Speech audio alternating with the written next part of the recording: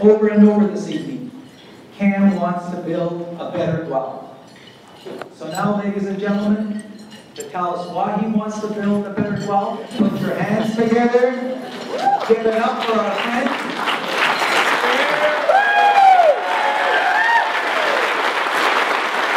Mayor of Guelph, Cam Guthrie.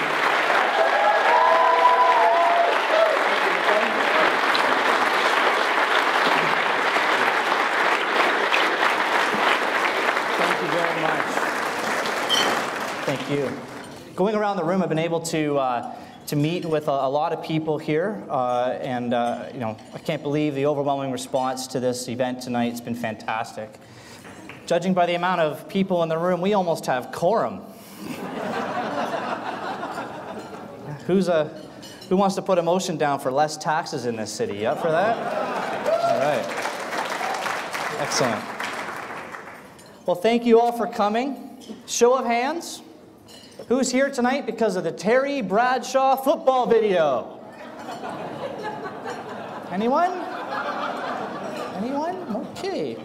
I'm starting to think we'll never see any real return from that, unless, of course, you look at the Maclean's article that named the city of Guelph spending money on the Terry Bradshaw video as it's one of the stupidest things government has ever done with your money. Since launching our campaign for a better Guelph, I have been overwhelmed by the support I have received, evidenced tonight by the attendance by all of you, and of course, also on video by Gloria Kovac. I'm committed to this city of ours. My family has lived and worked in Guelph for nearly a century, and through volunteering, raising a family, and my time on council, I've continued to demonstrate that commitment to improving the quality of life here in Guelph. And these past 4 years have been very rewarding for me as your councillor. You know, I've ushered in a new sense of communication and transparency, and the reinstitution of the greatest word in public office, and that word is choice. Guelph residents are denied this important ideal every day. There are simply not enough choices in Guelph. Too many residents have no choice but to seek work in other municipalities. Too many businesses have no choice but to open their business in other towns. And too many taxpayers have no choice but to fund initiatives and pet projects, the rewards of which will not be seen for decades, even generations, or if at all. But how did we get here? Since Mayor Farbridge's first administration, Guelph residents have seen an increase in user fees, hydro bills, and water fees. While focusing on global climate change well-being studies, over 6,000 households across Guelph were without waste management service, even though they're paying for it through their taxes. While ensuring that City Hall was receiving global recognition for energy use, nobody realized that 1 in 10 city employees are on the sunshine list, making over $100,000 a year. Do I need to remind people of the overtime $3 million scandal where year over year over year the ratepayers in this city were milked out of millions of dollars? My opponent will be running on her record. Fair enough, so let's take a look. Walmart, Urbicon, Costco delays, the proposed rental licensing dilemma, the garbage cart program shortfalls, and unnecessary development charge increases. And I could go on. But that's not really a great record to run on, is it? All have, or still could, cost this city money. And what costs the city money? Well, we all know who pays for it. Friends, Guelph has a choice to make this October.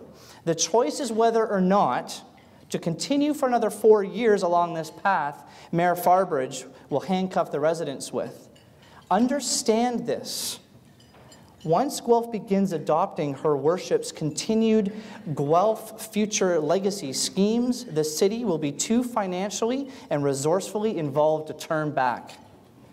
I understand the pressures faced by local and potential businesses as we try to make a thriving occupational community, not a surviving city. But there is one pressure that I have never faced, And that's the pressure of knowing that your building or your business is about to be demolished because government thinks they know best. The owners of Angels, IDA, or even Franco's, they wake up every day to that reality. Listen to me very carefully. Karen Farbridge operates the bulldozer to demolish the business, but I bring the shovel to help you dig the first hole so you can pour the foundation for your business to succeed.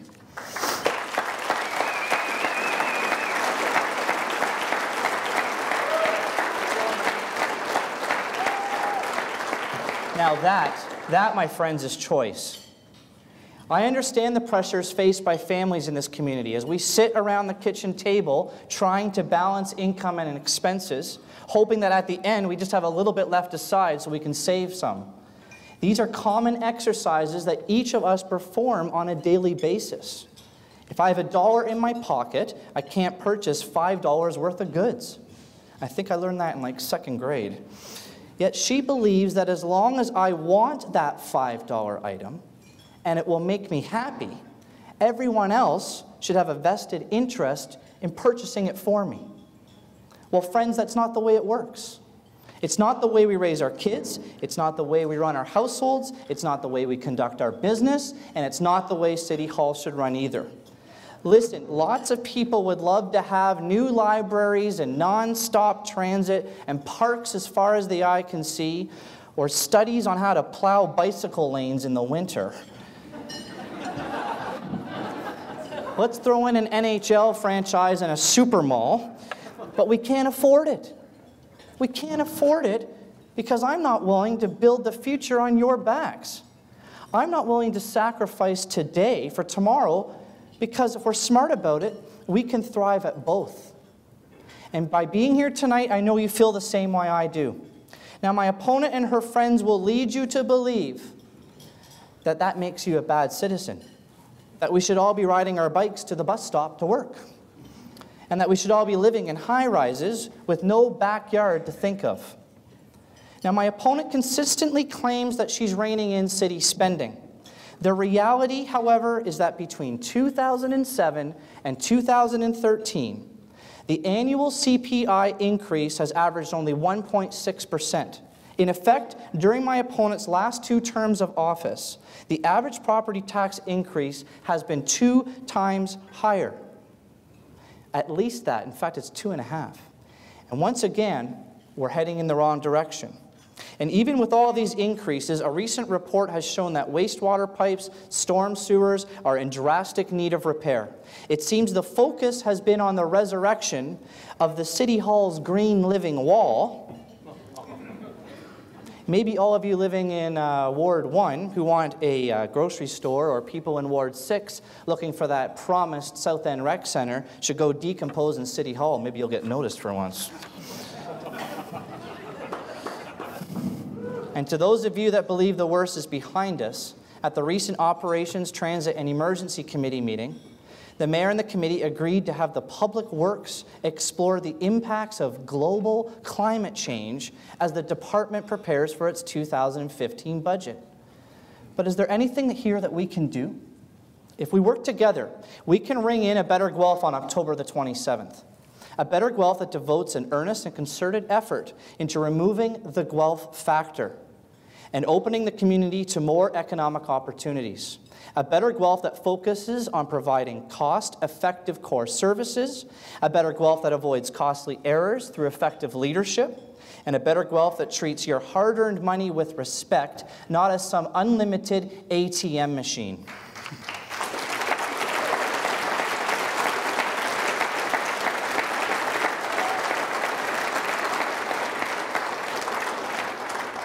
Now, for those of you that are not familiar with the Guelph factor, welcome to Guelph. The Guelph factor was coined as the routine setting aside of extra time and money when working with the city of Guelph to account for, and I quote, unexpected delays, process issues, public opposition, appeals to the Ontario Municipal Board, and so forth. The city even received a letter alleging poor administrative practices, including a lack of quality control, an overzealous application of urban design issues at the expense of sound land planning, which creates unnecessary conflict inside and with the development industry, and a culture which does not value interdepartmental teamwork or customer service. The letter writer continued, in watching this situation, it continues because of decisions being made and examples being set, and due to the lack of leadership and action in 27 years, I've seen nothing like it. It sounds like that might have been done by a developer that got wronged, but it wasn't. That was written by the former Guelph City Manager of Developmental Planning. I'd love to report that things have changed in the past 3 years, but it hasn't. I still hear businesses and developers who struggle unnecessarily with the Guelph factor. Many of you are in this room tonight. It was bad enough when the Guelph factor was costing residents choice, opportunity, and jobs, but now it's costing us money as well. You heard from Councillor Fafaro in his wonderful introduction, talking about a local business and the problems that they continually faced. But just yesterday, I was with a business outside of the city, and the owner told me that he's left several messages and has heard nothing back from the city because he wants to come here and build. So I'm going to make this really easy on you. My name is Cam. I'm running for mayor, and my phone number is 519-830-7625.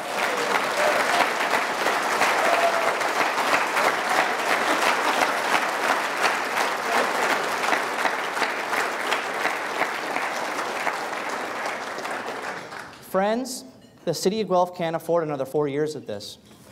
You cannot afford another 4 years of this. The City of Guelph cannot afford to let our infrastructure crumble by the wayside while we focus on global climate change, individual well-being, and living walls and green roofs. The City of Guelph cannot afford to allow neighboring municipalities the benefit of receiving all the businesses and opportunities that were originally destined for this city. The City of Guelph cannot afford ongoing, unnecessary legal confrontations with those we should be working alongside with. And the City of Guelph cannot afford to be duped again and again by the ill-advised and often broken promises of my opponent. In short, to be very clear, the City of Guelph cannot afford Karen Farbridge.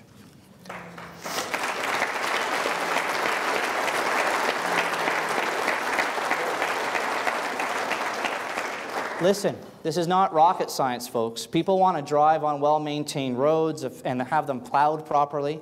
They want their garbage picked up. They want sports facilities that are a short drive away. They want backyards for their kids to play ball in. They want a community to grow in. So how about this? Why don't we just try to deliver on the small things efficiently before we tackle global issues that we already pay taxes on? We all certainly pay enough taxes, and the last thing we need is paying a redundant double tax.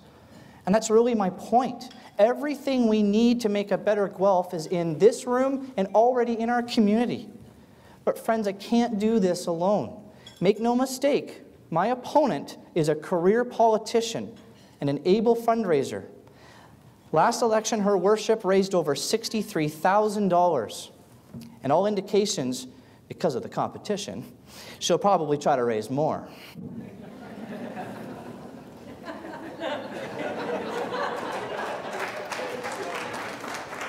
My campaign contribution goal is $70,000, friends. I can report that we are well on our way there. But the rigors and costs associated with the summer campaign are upon us, and they're upon us now. That's why I'm asking for your help tonight. Your investment in making a better Guelph a possibility will allow this movement to continue all the way to election night. There may even be enough leftover money to chip in for the pizza, for the movers, to help her move her stuff out of my office on October the 28th.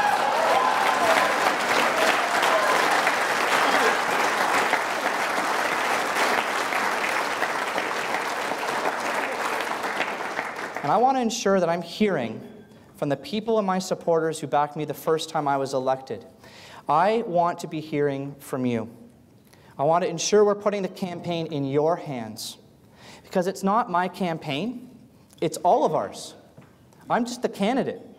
A Better Guelph isn't me or a button or a lawn sign. It's a movement, and it's a choice. And everyone here tonight, everyone here right now, will look back on tonight, and they'll remember it was the night that you made the choice. So join me now and say enough is enough. Tonight is the night we make the choice to take back our great city, and tonight is the night we start A Better Guelph. Thank you very much for coming, everybody. Thank you. Thank you. Thank you, guys. Thank you very much. Thank you. Thank you. Thank you.